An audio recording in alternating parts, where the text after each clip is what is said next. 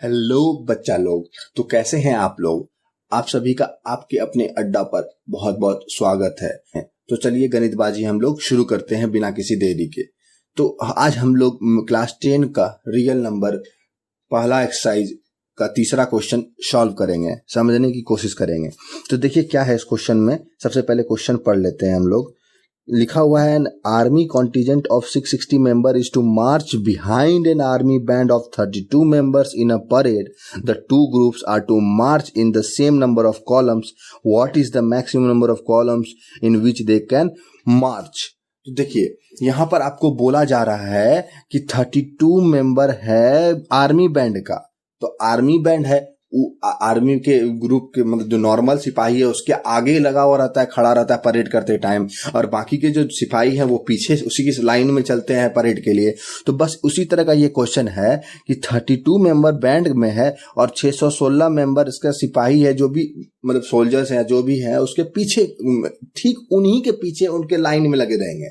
तो कहने का मतलब है कि अब अगर आप 32 को जितने लाइन में रखोगे, 32 आर्मी बैंड वालों को अगर आप 8 लाइन में बांटोगे, 8 लाइन में 4 5 6 7 8 लाइन में, तो हर एक लाइन में तो आपका 4 बैंड वाला रहेगा, 4 बैंड वाला रहेगा, 4 बैंड वाला रहेगा। और इसी 8 लाइन के पीछे में आपको इस 616 को रखना पड़ेगा, एक कर करके मतलब आगे छोटा बड़ा नहीं होना चाहिए। समझ रहे हैं क्वेश्चन। 32 में को आप जितने लाइन में खड़ा करोगे उसी के पीछे उतने ही लाइन में आपको 616 को भी खड़ा करना पड़ेगा। ये क्वेश्चन है। तो आपसे पूछ रहा है कि कितना मैक्सिमम नंबर ऑफ कॉलम्स में आप 32 को खड़ा कर सकते हो ताकि उसके ठीक पीछे 616 लोग भी आ जाए, घटे बड़े नहीं, हर एक में इक्वल रहे। तो समझिए आप, पहले हम लोग समझते हैं कि 32 को आप कितने ग्रुप में बांट सकते हो। तो 32 का जितना भी फैक्टर है ना, 32 का जितना भी फैक्टर है सभी पहले उस फैक्टर को आप लोग लिख दो। वो 32 का फैक्टर है 1 है, 2 है, 4 है, 8 है, 16 है और 32 है। मतलब कि आप 32 जो पर्सन है उनको आप इतने सारे लाइन में बांट सकते हो। आपका मन है तो पहला लाइन में फब्बे को धर दीजिए, एकदम एक पे एक बैठा दीजिए। आपका मन है तो दूसरा 2 लाइन बनाइए, एक लाइन न 2 लाइन बनाएंगे हम, और एक एक लाइन में 16-16 आदमी धरेंगे।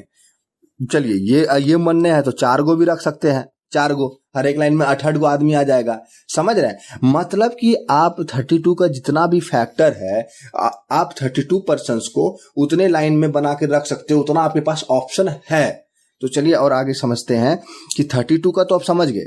उसी तरह से 616 लोग को कितने लाइन में आप रख सकते हो। तो इसका जो फैक्टर होगा, कुछ फैक्टर्स मैं लिख देता हूँ। 616 का पूरा फैक्टर लिखना तो पॉसिबल तो हर चीज है, लेकिन मतलब यहाँ पर अभी कितना लिखूंगा, तो मैंने कुछ फैक्टर तक 8 तक लिख दिया है। इसके आगे 616 मैक्सिमम तक जाएगा। ठीक है। तो ये सभी इतना सारा आपका ऑप्शन है जो 616 को आप इतने लाइनों में खड़ा कर सकते हो। पहला ऑप्शन है कि एक लाइन में ही 616 लोग को खड़ा कर दिए। अगर आप एक लाइन में खड़ा करोगे तो सोचो कितना लंबा लाइन हो जाएगा, और वो ऐसा कोई करता भी नहीं है। ये तो खैर मैथ से तो बताना जरूरी है। तो देखिए 616 को आप एक लाइन में तो नहीं करने वाले खड़ा, 2 लाइन में करके देखो। 2 लाइन में करोगे फिर भी एक लाइन में 313 लोग आएंगे, 313 पर्सन ईच लाइन अगर आएंगे। अगर ये भी सक्सेस नहीं करेगा, मतलब ये भी सही तरीका नहीं है, इतना लंबा हो जाएगा। तो कहने का मतलब इसीलिए आपसे पूछा जा रहा है कि मैक्सिमम कितने लाइन में आप 32 को खड़ा करो, 32 को, ताकि उसी के पीछे ठीक 616 भी खड़ा हो जाए। ये आपका क्वेश्चन है। तो मतलब नॉर्मल बात ये हो गया कि 32 को आपको रखने का कौन कौन सा ऑप्शन है। 32 के लिए आपके पास आप एक कॉलम में कर सकते हो 2 4 8 16 32। इन सभी और ये सभी आपके पास ऑप्शन है कि इतना लाइन आप बना सकते हो कि आप चाहो तो एक लाइन में रख दो, 4 में रख दो, 8 में रख दो, इतना लाइन लगा सकते हो। आप 32 को बांट सकते हो जिसमें बराबर भाग में 32 बढ़ जाएगा। और 616 के लिए क्या ऑप्शन है। 616 के लिए ऑप्शन है आपका 1 लाइन में, 2 लाइन में, 4 लाइन में, 7 लाइन में, 8 लाइन में, इस तरह से चलते जाएगा।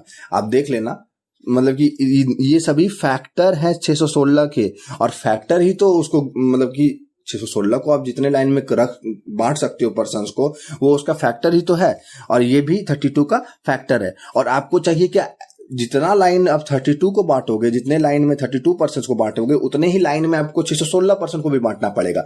मतलब कि कॉमन आना चाहिए। तो कॉमन क्या क्या आ रहा है, आप चाहोगे अगर 1 लाइन में बांटोगे दोनों को तो एक लाइन में पूरा हो सकता है। आप 2 लाइन में 32 को बांटो और 616 को भी 2 लाइन में बांट दो, ये भी हो सकता है। लेकिन इन सभी केस में क्या है कि आपका लाइन बहुत लंबा हो जाएगा, बड़ा हो जाएगा। और क्वेश्चन में ऐसे बोल भी नहीं रहा है, क्वेश्चन में बोल रहा है कि maximum number of column, column यानी लाइन, एक ही बात है, लाइन बोलना ज्यादा इजी लग रहा है इसलिए मैं लाइन ही बोल रहा हूं। आप 4 लाइन में भी बांट सकते हो और 8 लाइन में भी बांट सकते हो, तो मैक्सिमम नंबर ऑफ लाइन में ही फायदा होगा ना आपका। तो 8 is the maximum number of line in which you can divide 32 and 616। समझे? 32 और 616 को आप 8 लाइन में बांट सकते हो, जो ठीक एक के पीछे एक एक पैटर्न बना देगा एकदम आराम से। समझे? तो ये सब और कुछ नहीं, ये फैक्टर था और ये 8 जो है हाईएस्ट कॉमन फैक्टर। समझे? तो मतलब आप इस तरह के क्वेश्चन में जनरली एचसीएफ निकालना होता है और कुछ नहीं, लेकिन समझना बहुत जरूरी है, फील लेना बहुत जरूरी है कि एचसीएफ निकाले क्यों। तो ये कहानी था इस क्वेश्चन का, एचसीएफ निकालने का। तो चलिए आगे बढ़ते हैं अगले क्वेश्चन की ओर।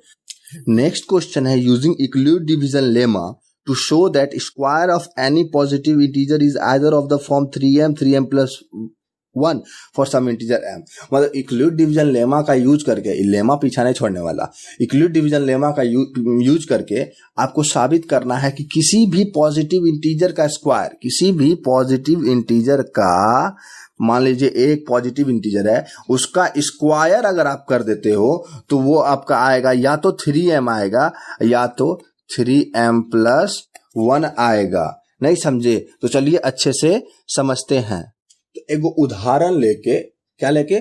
उदाहरण लेके एक समझने की कोशिश करते हैं। क्वेश्चन में बोल का रहा है, तो देखिए क्वेश्चन बोल रहा है एनी पॉजिटिव इंटर, तो धर के पकड़िए, तो एक ठो पॉजिटिव इंटीजर पकड़िए, एक ठो हम पकड़ लेते हैं 7। आप कुछ भी पकड़ सकते हैं, अपने कॉपी पे कुछ और भी पकड़ के चेक कर सकते हैं। और इस 7 का हम लोग स्क्वायर करेंगे। क्या करेंगे? स्क्वायर करेंगे। तो क्या मिलेगा इसका स्क्वायर? 49 मिलेगा। 7 7 49, 7 49। तो देखिए यही बोल रहा है कि स्क्वायर ऑफ पॉजिटिव इंटीजर जो आया, इसको देखिए इस फॉर्मेट में लाते हैं। देखिए हम इस फॉर्मेट में लाएंगे इसको। आप लिख सकते हो 49 को 3 × 16 + 1। तो देखिए यहां पर आ गया ना 3 और ये m + 1, ये वाला फॉर्मेट में आया कि नहीं आया? समझे? इसी तरह दूसरा भी एग्जांपल आप लेके समझ सकते हैं, ढेर एग्जांपल है, कमी नहीं है। आपको जो 8 रख लो, 7 के बाद 8 रख लो, 8 का स्क्वायर करके देख लो। 8 क्या हो गया? एक पॉजिटिव इंटीजर, उसका स्क्वायर कर लिए, तो इसका स्क्वायर करोगे तो 64 हो जाएगा, 8 8 64। और इसको क्या लिख सकते हो आप? 3 × 21 + 1, ये आप लिख सकते हो इसको। ये देखिए फिर से 3m + 1 के फॉर्मेट में आ गया। यहाँ m का वैल्यू आपका 21 है। देखिए यहाँ पर सेकंड वाला आएगा ही आएगा, कहाँ जाएगा? आएगा नहीं। तो देखिए दूसरा नंबर आपको एगो 3m वाला भी लेके समझा देते हैं, खाली भेदभाव हो जाएगा, नहीं तो बोलेगा 3m + 1 को हमको 2 एग्जाम्पल और 3m को छोड़ दिए।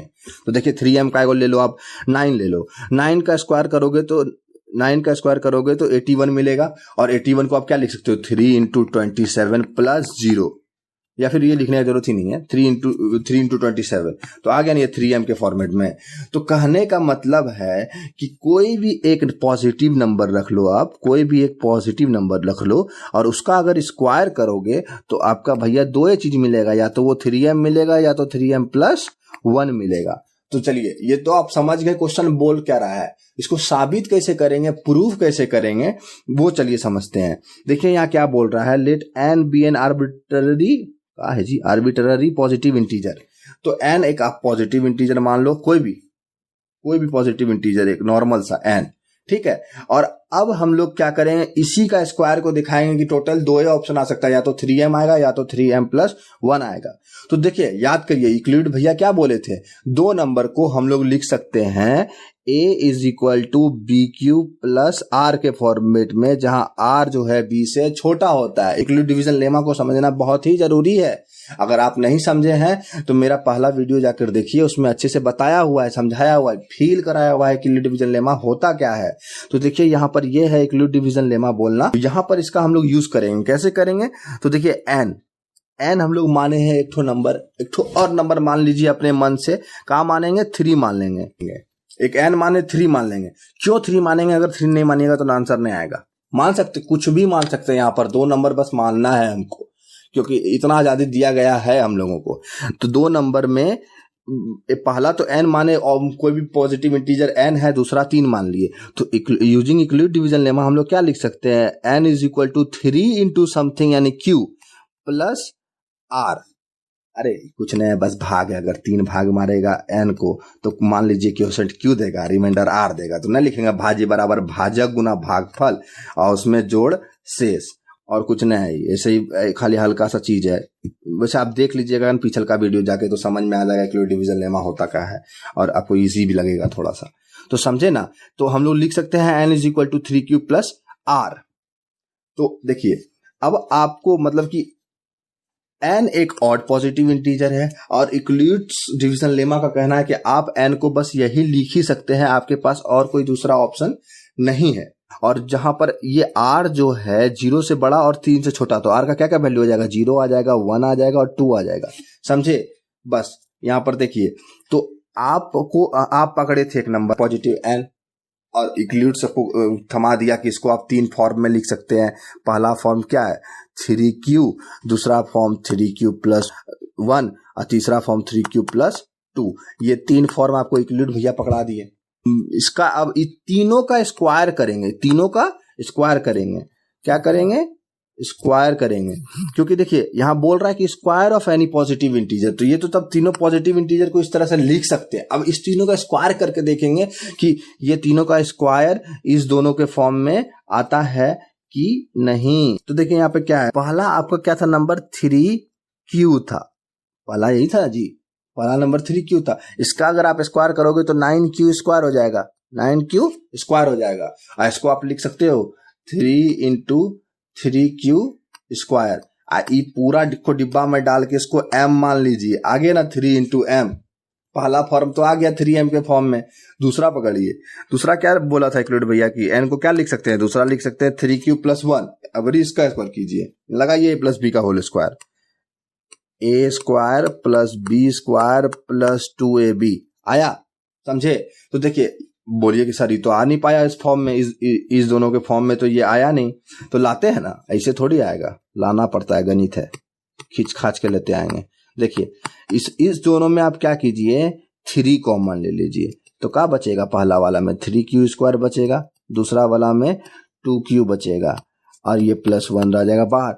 अब इसको मान लेंगे m, इसको मान पूरे को m मान लेंगे, तो यहाँ हो जाएगा 3m प्लस 1, सेकेंड फॉर्म में ये आ जाएगा, समझे। अब तीसरा नंबर मानते हैं, तीसरा नंबर क्या था 3q प्लस 2। अब इसका स्क्वायर करके देखते हैं, 9q square plus 4 plus 12q। अब यो नहीं आया, इसको भी लाएंगे जबरदस्ती। कैसे, तो जबरदस्ती न तरीका है, लेकिन हाँ थोड़ा सा तो घुमाना फिराना पड़ेगा ही।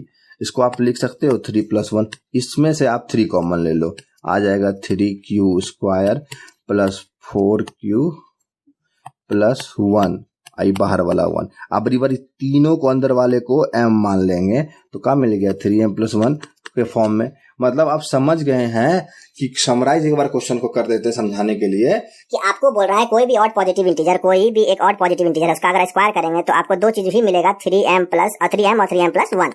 तो हम लोग उसको साबित कैसे किए, हम लोग साबित किए कि हम लोग इक्लूड डिवीजन लेमा का यूज किए। वो लेमा क्या बोलता है कि आप इस n को n मान लिए थे, उस नंबर को हम लोग, इस n को आप लोग लिख सकते हो 3q प्लस 1 और 3q प्लस 2।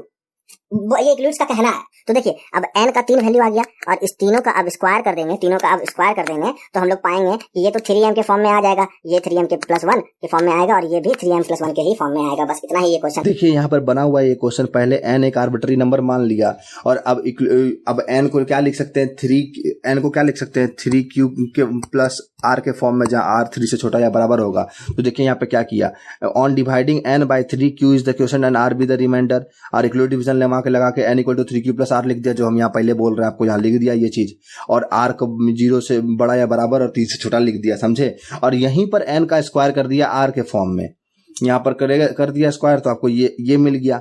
अब n r का वैल्यू क्या है, 3 r का वैल्यू है, ये वाला तीनों है। एक है कि पहले 0 रखा, तो 0 रखने पर आपको आराम से मिल जाएगा 3m, ये वाले चीज को m मान लेता है, ये वाले चीज को m मान लेता है। r का वैल्यू 1 रखोगे तो इसको सॉल्व करोगे आगे, तो आपको 3m प्लस 1 मिल जाएगा, और r का वैल्यू जब 2 रखोगे तब भी आपको सॉल्व करने पे आगे 3m प्लस 1 मिल जाएगा। मैंने ऑलरेडी हर चीज करके दिखाया हुआ है। तो आशा करते हैं आपको ये दोनों क्वेश्चन अच्छे से समझ में आ गया होगा। नहीं समझ में आया तो कमेंट कीजिए, मैं फिर से कोशिश करूंगा समझाने का, लेकिन छोड़ेंगे नहीं।